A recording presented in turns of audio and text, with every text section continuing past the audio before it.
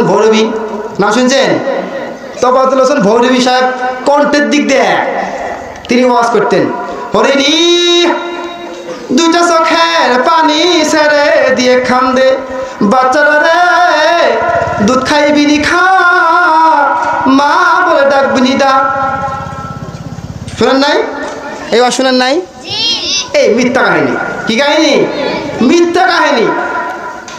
আমার নবী দুইটা চোখের পানি ছেড়ে দিয়ে কান্দে, চাচা চাচা গো আপনি তো জানেন আমার মা নাই বাবা নাই।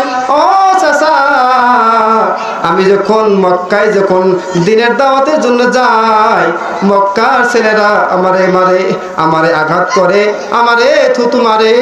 ও চাচা আপনি যদি কালিমার গলাটা মালা দিতেন গো চাচা, তাহলে বুঝি সে আমারে মারতো না। তফাজ্জল হোসেন ভৈরবী